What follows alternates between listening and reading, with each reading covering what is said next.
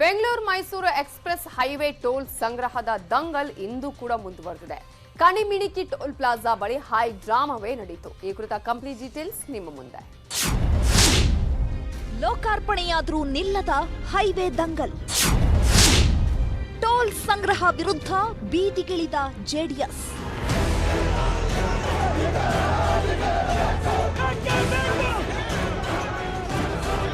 ಮಳೆ ನಿಂತ್ರೂ ಮರದ ಹನಿ ನಿಂತಿಲ್ಲ ಅನ್ನೋ ಸ್ಥಿತಿಯಾಗಿದೆ ಬೆಂಗಳೂರು ಮೈಸೂರು ಹೆದ್ದಾರಿ ಕಥೆ.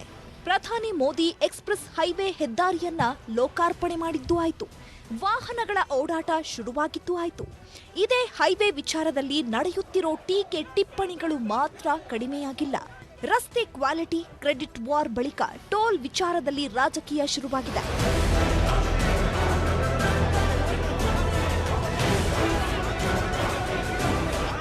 ಕಳೆದ 3 ದಿನಗಳಿಂದ ಎಕ್ಸ್‌ಪ್ರೆಸ್ ಹೆದ್ದಾರಿ ಟೋಲ್ ಸಂಗ್ರಹಕ್ಕೆ ವ್ಯಾಪಕ ವಿರೋಧ ವ್ಯಕ್ತವಾಗ್ತಿದ್ದು, ಇವತ್ತು ಯುವ ಜನತಾದಳ ರಾಜ್ಯಾಧ್ಯಕ್ಷ ನಿಖಿಲ್ ಕುಮಾರಸ್ವಾಮಿ ನೇತೃತ್ವದಲ್ಲಿ ನೂರಾರು ಜೆಡಿಎಸ್ ಕಾರ್ಯಕರ್ತರು ಪ್ರತಿಭಟನೆ ನಡೆಸಿದ್ರು. ಬಿಡದಿ ಬಳಿಯ ಕಣಿಮಿಣಿಕಿ ಟೋಲ್ ಬಳಿಯೇ ನಡು ರಸ್ತೆಯಲ್ಲೇ ಪೊಲೀಸ್ ಭಾರೀ ಭದ್ರತೆ ನಡುವೆಯೂ ಏಕಾಏಕಿ ನುಗ್ಗಿ ಧರಣಿ ಕುಳಿತು ಆಕ್ರೋಶ ವ್ಯಕ್ತಪಡಿಸಿದ್ರು.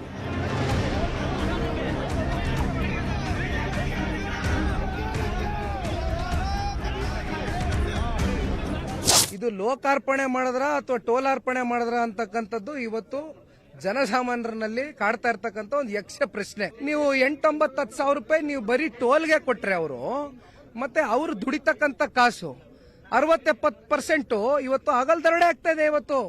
ಇವತ್ತು ಟೋಲ್ನ ಹೆಸರಿನಲ್ಲಿ ಹಗಲು ದರೋಡೆ ಮಾಡ್ತಾ ಇರೋದು ಏನಕ್ಕೆ?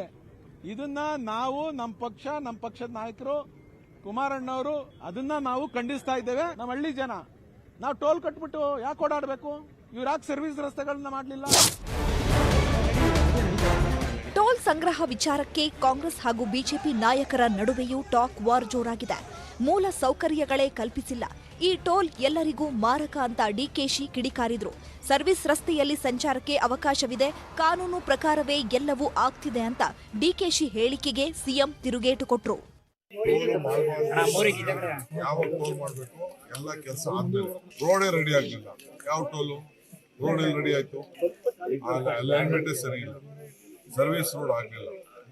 ಈಗ ನಾನು ಟೋಲ್ ಅಲ್ಲಿ 230 ರೂಪಾಯಿ.